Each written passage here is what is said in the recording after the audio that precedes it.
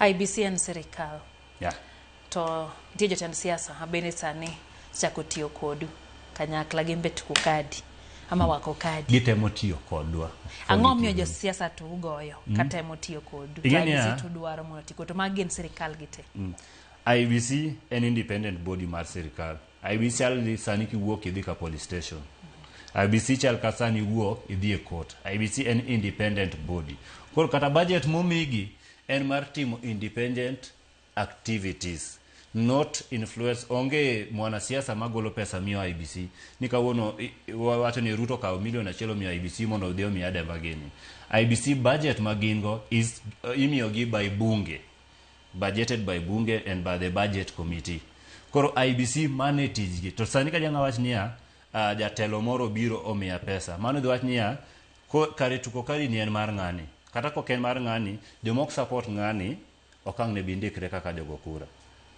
To ka giwuok gite jok mapiem te jok mapiem ng'ato person A gi person B gite gi biro koro gite gi support mano to dhi sani interest mara ni jondikre kura.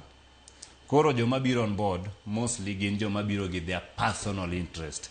Nikech koro ka ng'ato biro approach niya wadwa ni team voter mobilization Kibra to en MP ma Kibra, mano te ng'isi niya odwaro ni omany ombulu mage Kibera kana. To ka joma gipiem go bende obiro mondo tigo.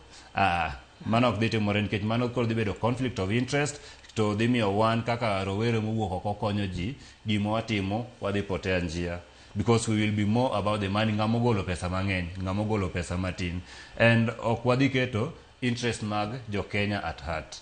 Koro IBC to iwacho ni independent unya tiyogo. Yeah, IBC is independent and IBC is actually mandated to do gima watimo ni mane tijigi. To kono wachako ni wacho ni huonge gi yie gi IBC. Waonge gi yie gi IBC, mano wamiyo koro gimiwa pesa no watim gima otamo gitimo.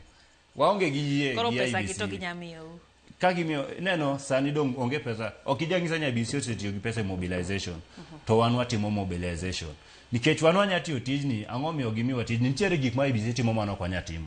Ok wanya wuok ni wane mwadhi lando eluongo nang'o mbulu kako wuok ni ng'ama oloyo.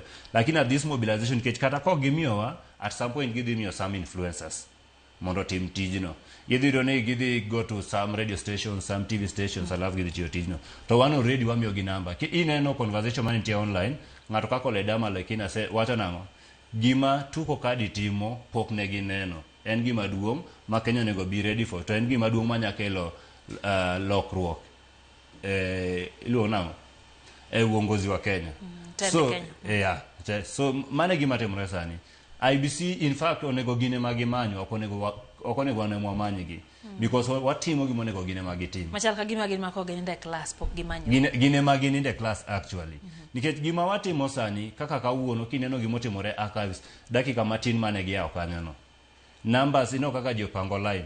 To en man nikech andiko Twitter wacho niya giseduogo tent. To yin ka gindiko in fact inyang'iyo kata Twitter gin keta tiyo gi Twitter sana. Atiyo gi Twitter gi TikTok kinyang'iyo. Onge kata joma visit pages go. Koro ka ndiko ni giseduogo kanyo ino kaka ji opong kanyo. Koro gine monego gibigi wacho ni waneno ka gimotimo ber. Mai kaka wanya konyo kudwaro pesa madhi Mombasa, kudwaro pesa madhi kanye, kudwaro bato wano kodo pesa mang'eny, maybe just traveling nikech ang'o ma wadwaro timo. Nikech onge gik mwang'iyo, onge banners mwa print, wawacha ni wadhi bedo kama to wabiro. Yeah.